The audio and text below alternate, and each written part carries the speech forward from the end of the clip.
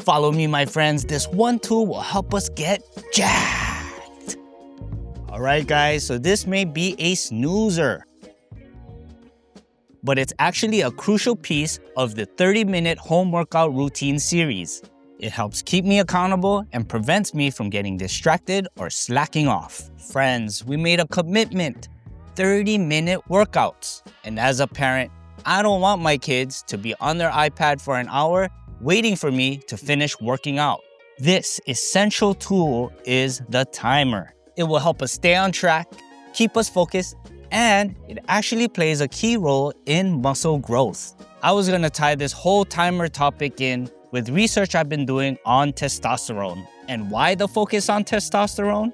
I first came across this idea after listening to a Joe Rogan podcast, that once you hit 30, your body starts to naturally produce less of it. If you didn't catch my last video, I've been on a mission to try to lose weight.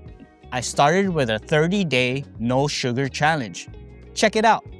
Now I'm in the middle of a no grains challenge. And let me tell you, my friends, losing weight at 39 is a whole different game. I've also noticed that I've been getting more tired throughout the day. And that's coming from someone who back in his 20s would run on less than 8 hours of sleep without taking any naps. I had endless energy.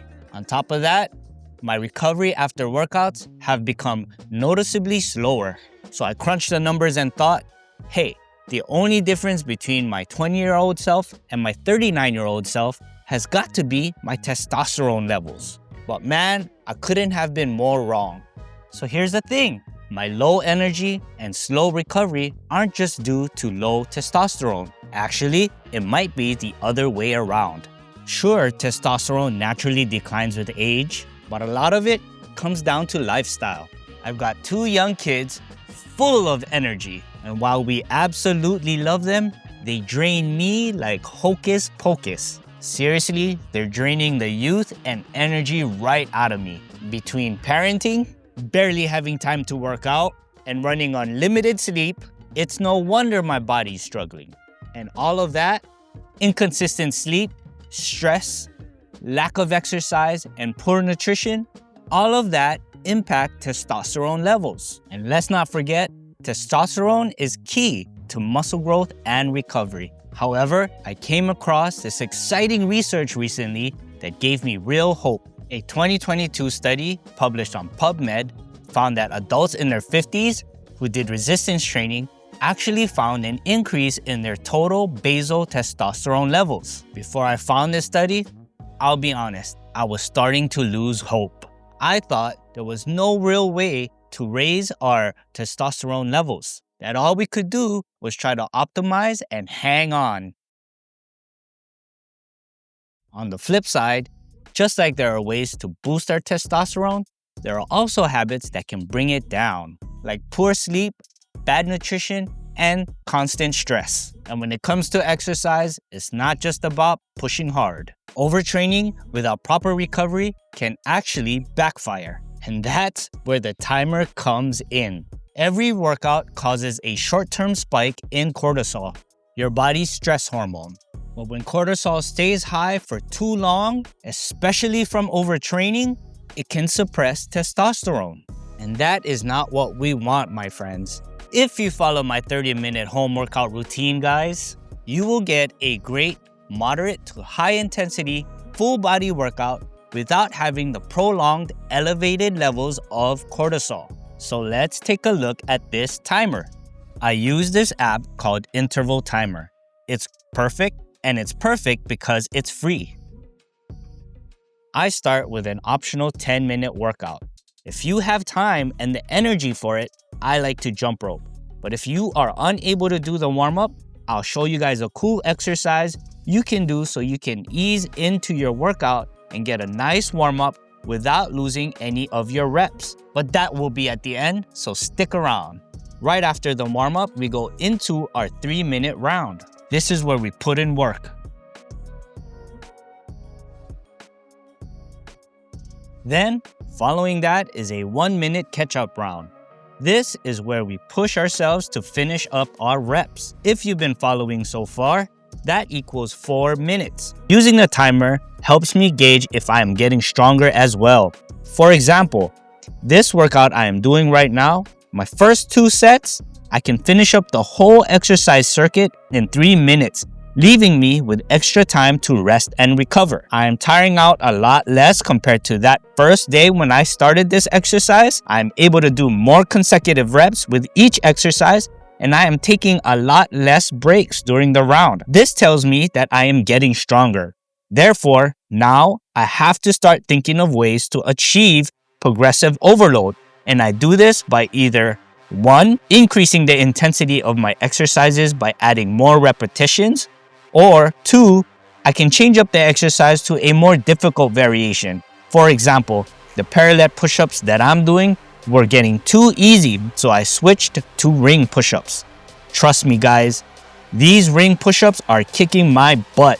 They leave my chest muscles all sore for the next few days. Moving on, after the 4 minutes have passed, my timer buzzes me into a 1-minute rest. During the rest, I like to stretch because it is the only time I get to stretch throughout my busy day. Next round, I do these medial arm stretches for my posterior delts and triceps.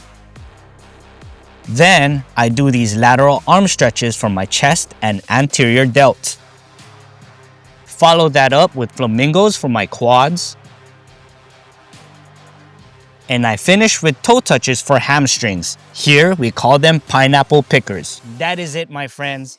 5 rounds of this equals 25 minutes. So it should actually be called 25-minute workouts. But I actually have 6 rounds programmed in my timer just in case I want to do extra work. Again, that 6th round is an optional round. That is when I do skin the cats on my back days. And on my push days, I am doing ring holds to prepare me for dips. As promised, here are my warm-ups. So for the rows, this is fairly a low-risk injury type of exercise, but you should still ease into it.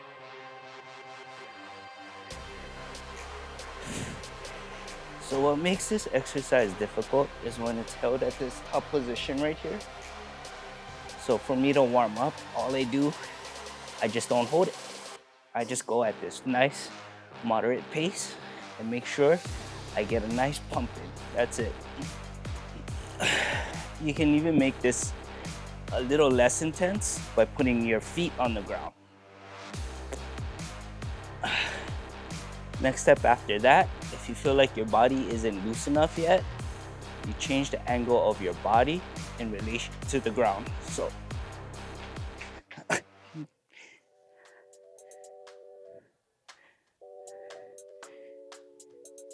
parallel would be the hardest. So for the shoulder rotations, again, you don't want to hold it at this top position. You just want to get a nice pump in at a moderate pace.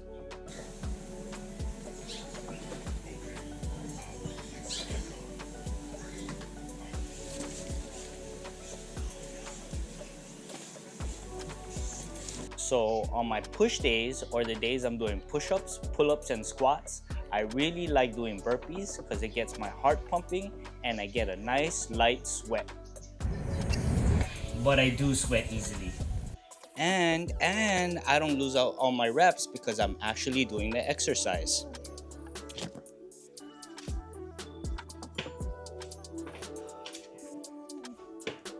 So when some people do their burpees, they do almost like a sprawl.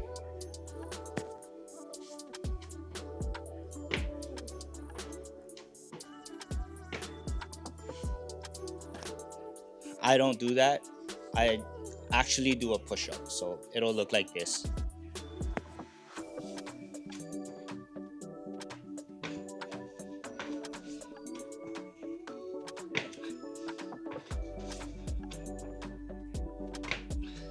And if this is too difficult for you at this time, you can do simple jumping jacks to replace the jumping squats. And these are nice because you get a sweat in right away, and that's basically what you're looking for. I hope this video encourages all you aging busy dads out there to start getting after it again. It's never too late to train. Don't let your age and what you think your testosterone levels are hold you back. At the end of the day, muscle growth comes from consistent resistance training, putting your muscles under tension, breaking them down, and letting them rebuild. That burning feeling after a workout, that's part of the process. Research shows that consistency in training matters more than your testosterone levels alone. Thank you so much for watching. Follow me for more videos. Let's go!